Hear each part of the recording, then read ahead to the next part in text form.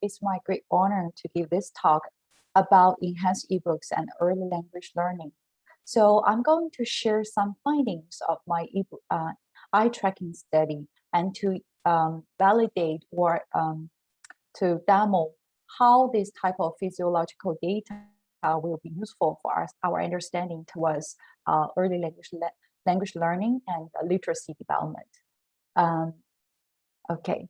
So recently, there's a news capture a lot of people's attention. The title is English Gaining Ground as a Language Most Used at Home. According to this report, you can see over the past 10 years, we have seen a huge jump in terms of English use at home. English tend to be the most frequently spoken language at home for residents population age 5 and above. However, for other official mother tongue languages, or in other contexts we call heritage languages, you can see the number is decreasing. Okay, this kind of finding is something similar with our observation. I published a paper together with my colleague using a large cohort in Singapore. We found English in terms in a home environment is much better than the input and output of mother tongue languages. So does for media language usage and book titles at home. So you can see English environment is significantly better than mother tongue environment, no matter which mother tongue English pairs you are looking at and which kind of very important language input aspect. This type of discrepancy in environment also will contribute to the vocabulary gap or language gap in the future. Here you can see that for children at the age of 4 to 5 years old, K1 age, English already outperform Mandarin, Malay, or Tamil for most of the children. And so does for children at the age of K2, so about 5 to 6 years old. And then in my other studies, I see this kind of gap will not be narrowed.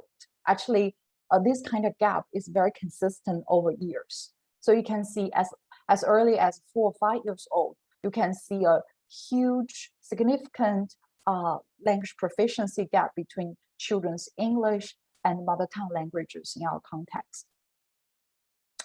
Then you may ask, so in order to improve our children's mother tongue language learning, how what can we can do to improve their language environment or proficiency?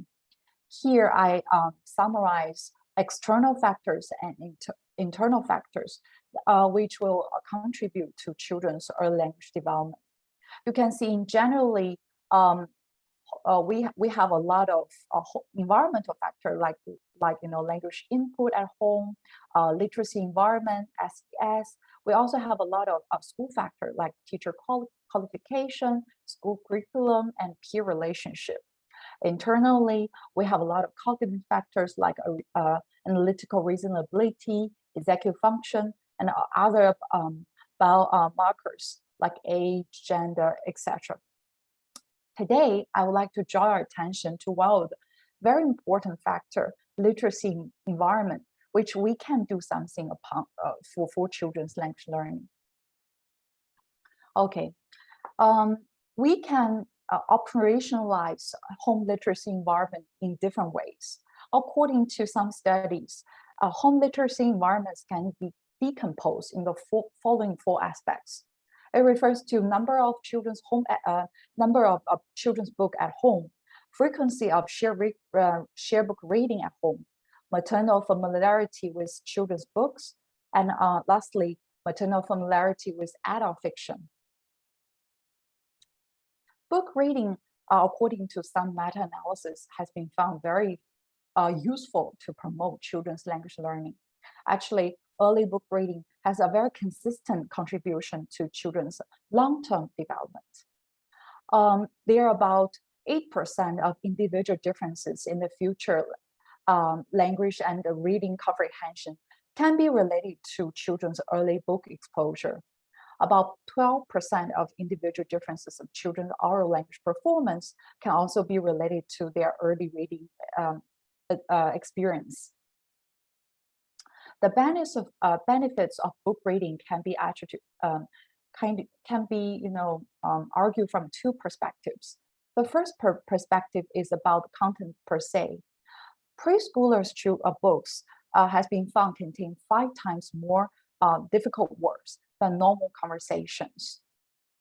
Moreover, conversation-wise, the interaction between child and adult, between peers during book reading has been found to promote language and literacy development.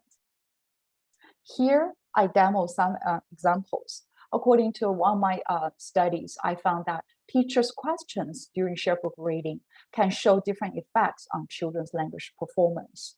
So you can see that in general, we can divide teachers' question into high or low cognitive loading. Okay. So after hearing this, after hearing that a book reading could be very useful, and then I think that now you may ask, okay, let's simply ask parents or teachers to read as much as possible to our children. However, when I talk to our local parents, many of them ask me this question: should I talk to my child if I'm not very confident in my mother tongue language? Should I use more or less? According to one of my studies, here we follow about 300 families, and this pie graph indicate how many these mothers perceive their Mandarin proficiency. You can see about 17% of mothers think they have very limited oral skills in Mandarin. About 38% of mothers believe that they can converse in Mandarin. However, their conversation or talk may contain a lot of errors. And then we try to see whether mothers' perceived language proficiency in Mandarin will influence their language usage. We did indeed find something interesting here. So for those mothers perceived they have high language proficiency, their usage of Mandarin with their kids significantly outperform the other two groups. When mothers have a low or perceive they have a low or medium level of Mandarin proficiency. And due to the space, I didn't show you further figures. We also found that mothers with different proficiency level has been related to different types of language outcomes of their children. Those children with high proficiency mother also may benefit from their mother's proficiency because they demonstrate higher receptive grammar and receptive vocabulary size. Okay, so then this is an interesting thing. So before we give further advice or suggestions, let's look at these tables. These tables, according to, is based on my previous study, which based on 805 children in Singapore. We look into these K1 children's vocabulary size and see what are the significant factors for each language group. Then you can see that across different ethnic language groups, media input is very useful. It's a significant factor across all the conditions, all the language pairs. Then my question is, can we bring this element in? So to combine book reading with some media features to create some eBooks to enhance our children's mother tongue language learning. Is it possible? Okay. To argue about this possibility, I think there are two. Okay, before I talk more, I want to briefly introduce what we have done. So over the past few years, I have applied for several grants, and then the focus of these grants are about how teachers and parents really use the book reading to engage their children and try to promote their language and literacy development. Specifically, I use some physiological approach to try to review the black box of the process. So during the reading, how does children engage, pay attention or show higher attention motivation to this reading? So in which condition? Today, I'm going to share the findings of one of the studies. This study is about using eBooks and see how does children will show their visual attention during repetitive readings of these eBooks. Yeah, now let's back up to our topic. We were discussing whether, if we find some usefulness of these eBooks, whether we can apply into our context. I look into a large-scale survey study in our context, and this study followed about more than 1,000 parents and caregivers. The researchers asked, how does children access to technology devices and how much time they spend on these devices. And according to this survey, the data shows that to 1 to 7 years of children, they're exposed to smartphones and touchscreen tablets every day. And more than 60% of parents and caregivers believe that touchscreen devices may benefit their children's intellectual development. For 3 years old, children spend the longest time using smartphones. And for 5 years old, they spend the longest time using tablets. Moreover, we found that according to a local news report, we found that eBooks have been borrowed for 11 million times in 2015, increasing about 4 times since 2009. This already turned to be a favorite reading format for our children.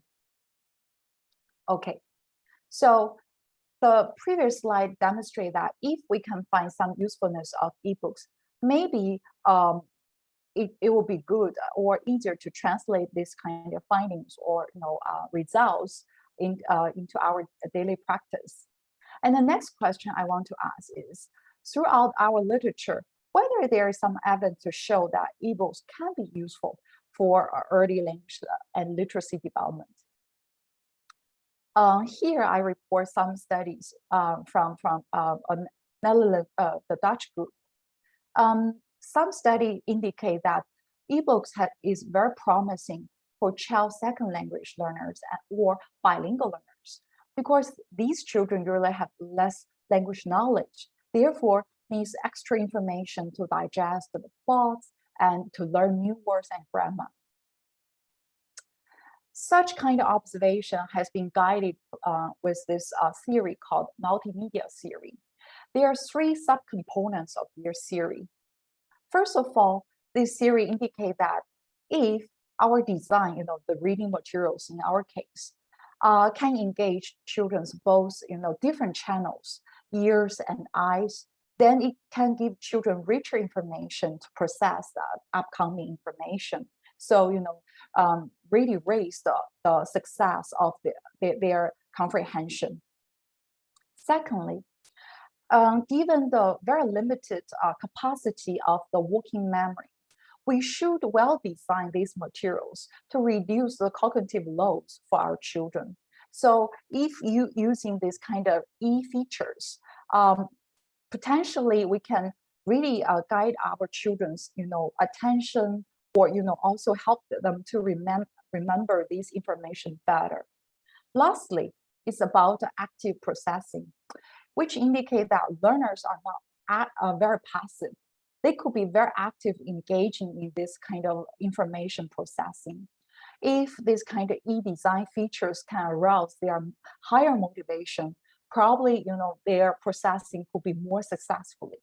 Okay, a lot of ebook design has been guided, or at least academically has been guided by this theory to show that in a lot of sense, if our design is very, very good in terms of, in the ebook, it may be very helpful for children's language processing and literacy acquisition. Okay, then our next question is, what kind of features of animated ebooks or ebooks could be useful? Actually, when we open an ebook, you can see a lot of functions. Sometimes ebook condition, dictionary, or something, stop function. You ask the read or not read, or some changing colors to indicate, whenever you read one line of the text, the characters or the letters of the word can be changed accordingly. So these functions has been found very very useful. But for younger children, there's some features has been proved quite promising. One is motion. Motion has been found to direct children's attention to the details for better comprehension and memory. Another function or feature is sound. This is a more controversial feature, but in some studies, it has been shown that sound can concretize things and meaning, allow children to simultaneously process verbal and nonverbal information. Lastly, some researchers found, background music highlights characters' mood and tone of the story, lending support to children's text comprehension. Okay, in my current study, I have 3 research questions and hypotheses. I really want to know whether well-designed ebooks can help our children's mother tongue learning. So in this case, we choose Mandarin to do the exploration. The first question, we want to know whether children in our group, in our study, the children in the animated ebook condition can learn more words and retell the story better. Our hypothesis is that the animated ebook can outperform their counterparts in the static conditions with the help of appropriate features like motion. These features are assumed to really support children's vocabulary learning and story comprehension. For the second research question, we want to know, would the animated features will attract children longer and help them to maintain their focus to the ebook reading? Our hypothesis for this question is the animated ebook condition will outperform the static ebook condition in terms of total fixation time, as animated features are expected to help attract and retain children's visual attention. The third question is about repetitive readings. We all know that for a good book, children will read it again and again. So a question attached to this kind of phenomenon is how children's attention will change over repetitive readings. In our design, we ask each child to read four times of the same book. We have 2 sub-hypotheses for this question. The first one is, with each replay of the story, because children get familiar with the content of plots, so they will show the decrease in their visual attention. However, their language proficiency will moderate the process. For children with lower language proficiency, they may maintain or even increase their visual attention after replays, especially when the book guides their visual attention to relevant details and to let them comprehend more. So it means that the E features make the content beyond their current ability, but still manageable. So challenging, but yet reachable. So here's the design. We have 4 conditions, 4 groups. The first group, there are 23 children participate in this group. The reading materials in this group have both sound effects and motion. And the second condition, children read something with only sound effects but no motion. There are 29 children in this group. We call this group as static group 1. In the third condition, we give children something to read without either sound nor motion. So this is quite similar to the physical books children get exposed in their daily life. There are 28 children in this group. Lastly, in order to make sure that reading or not reading these books will make a difference to their storytelling afterwards, so we have a control group. 13 children participate in this group. They play math games while other children were reading the books, eBooks. we use eye tracker to follow children's reading process. Here we choose Toby. And you can see we follow the routines to ask them to sit with certain distance and also calibrate for their attention before the reading. Here for the data, we focus on longer fixation time because according to the literature, it indicates that it takes such time for them to process complex visual information. So if children, just quickly look from here to there, usually it won't indicate that they are processing the information. Okay, here I would like to use a short video to demo how we have conducted this study. Hope you can hear the sound. 瞧，大象在愉快地玩水呢。 This is the static condition 2, without motion, without sound, a background music or sound effects. 瞧，大象在愉快地玩水呢。袋鼠妈妈说：“大象真是太无聊了。”小袋鼠回答道。一簇水花溅到它的鼻子上，它觉得这也很无聊。妈妈的育儿袋里温暖而干燥。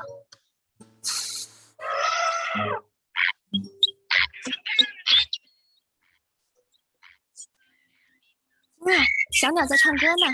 袋鼠妈妈说：“听到鸟叫，我都想跳舞了。你想跳舞吗，宝贝儿？”“不，我不想。”小袋鼠坚定地说。 This is how we do calibration.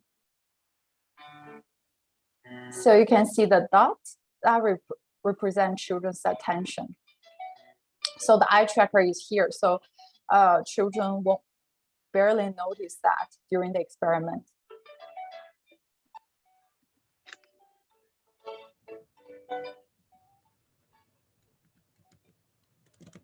最后，袋鼠妈妈精疲力尽地坐下来休息。一整天，她都抱着小袋鼠到处走。走啊走啊！小袋鼠立刻叫道：“所有的东西我都想看到。”但是袋鼠妈妈已经累得一步也走不动了。忽然，远处跳来一只袋鼠，它越来越近。小袋鼠瞪大眼睛，这是它见过最厉害的跳远高手了。当它在小袋鼠面前停下时，飞扬的尘土扑了小袋鼠一脸。Okay, okay, Victor, I think you can hear it clearly, right? Okay, great, thank you. Because later we have another video, the demo. It's very clear. Good. Okay, thanks. So here is the reading outcome. So in order to make sure that each reading condition has some parallel participants in terms of language proficiency and cognitive ability, we before the experiment we do some screening tests to really test children's language proficiency and cognitive skills like memory and verbal intelligence. For the experiment, before and after experiment, we really test children's new vocabulary production, word reception, context integration, and meaning recognition. These 4 aspects are about children's vocabulary learning. The last one is about storytelling. So we use it to assess children's reading comprehension to see how many important plots they can remember. Okay, here comes the results. For the first question, we asked whether eBooks can promote children's Mandarin learning in terms of vocabulary and story comprehension. Here, we found that not all aspects of their vocabulary can be increased or promoted by this eBooks learning. We found that for productive vocabulary, children in the animation group with sound and motion perform much better, significantly better than the other conditions. Also for storytelling, we found children in the animated groups has been animated condition have outperformed their counterparts in the static conditions. You can see that no matter for language production or for storytelling, with music only, this kind of condition didn't show much difference than the other condition, without sound, without motion. Okay, our second question is whether these kind of ebook features will attract children's longer attention on average. You can see here we demo each book separately. So Cycling with Grandpa, Imitators, and Little Kangaroo. So you can see no matter which book you are looking at, the children in the animated groups outperform the other two, reading conditions in terms of average fixation duration. So they generally just pay longer attention to, they read more tentatively in this condition when they are exposed to the reading material with motion and sound effects. For the last question, we want to know over repetitive readings, how do children change their attention? So here, I give you example, Little Kangaroo. This is the first, second, third, and fourth reading. And then you can see this animated group refers to children have both, motion and sound effects in their reading. Static one means that they only have sound but no motion effects in their reading. And the static two means that they have neither sound nor motion in their reading materials. You can see that animated group outperform the other two conditions in terms of, visual attention. And we found a similar trend for the second reading, for the third reading, and for the fourth reading. And then we want to see how does the children's bilingual proficiency will moderate the process, moderate their visual attention. Here you can see we in each condition, we split the group into higher and or lower, bilingual proficiency. And then the pink, this kind of line represent children who have lower proficiency level. And the blue line represents children have higher bilingual proficiency.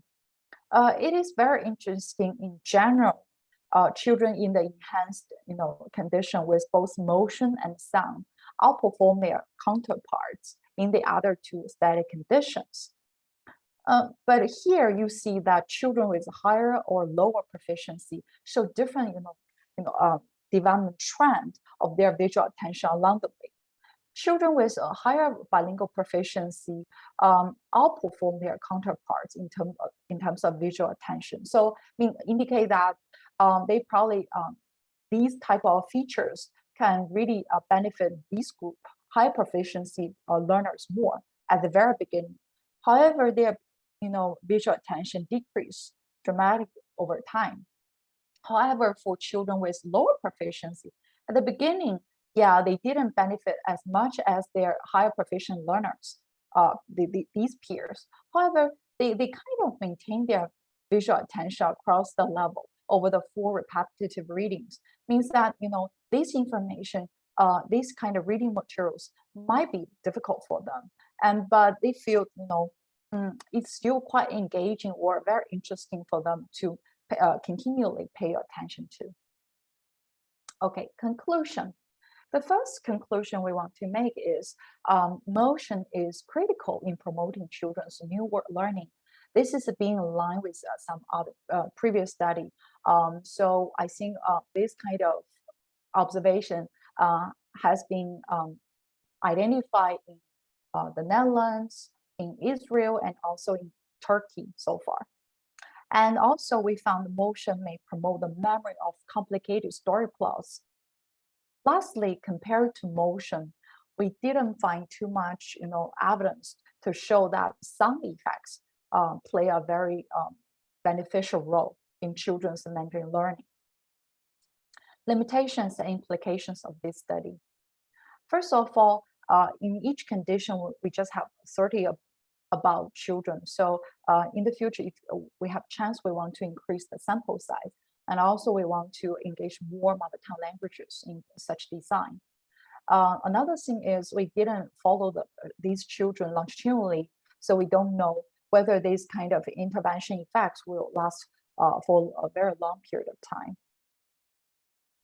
However, despite this limitation, we found the current study may be useful. First of all, indicate that animated ebooks can be useful for early second language and bilingual language learning. In our case, early mother tongue language learning. And then secondly, we want to say something about multimedia theory, because traditionally in the past, people will think, prior knowledge in our case is children's bilingual proficiency. Prior knowledge will help children to integrate information during the working memory process. However, in our case, we found maybe this initial language proficiency will also influence children's information selection in a much earlier step. Okay, so we found the potential usefulness of individual eBooks on children's learning. So in the current study I'm doing at the moment, we want to know whether eBooks can function similarly, or can complement the physical book reading in the home context. So the first question we have is whether high quality eBooks apps will, perform similarly like physical book or paper books in reading quantity at home. Yeah, I think this is a quite meaningful question in our current context. And the second question is whether if we give parents some scaffolding strategies, they can, use these, tips to enhance their reading quality with their kids at home. Lastly, we want to know whether, different reading modality and, different reading quality will eventually influence children's language and literacy development in early years. So here, this study will also follow on K1, K2 children. Here, I want to demo a short video about what type of parental tips we're going to provide to our parents.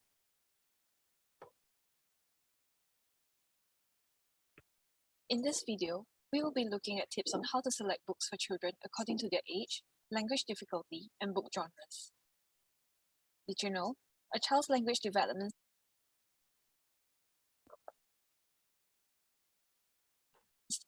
starts even before they speak? A study from Bass and Marinas showed that infants recognize features of picture books, whereas Dwyer and Newman note that babies are naturally drawn to human faces, symmetrical patterns, and highly contrasted colors.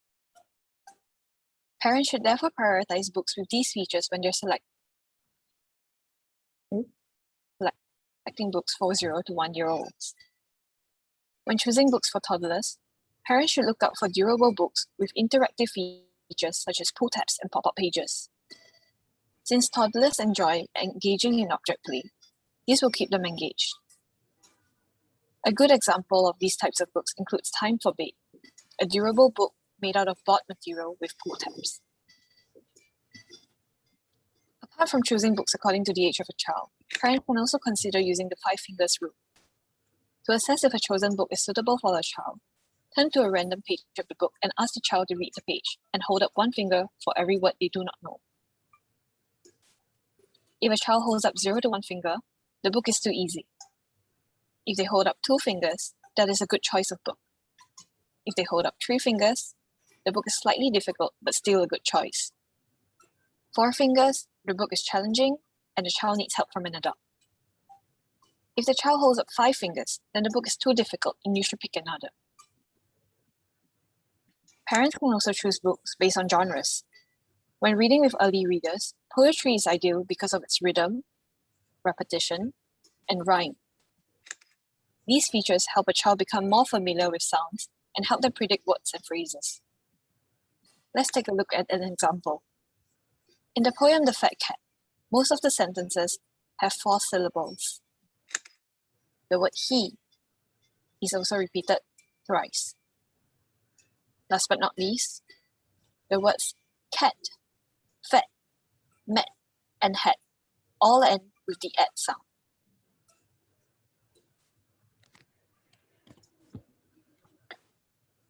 Okay, so we're going to create more tips based on literature review and also our interview with parents. So if you're interested in such tips, you can scan the QR code to follow our Facebook page for more tips and recommendations.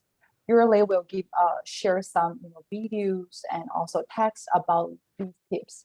We also will recommend some reading titles for our parents and early educators. And these items are, many of them are available in multiple languages.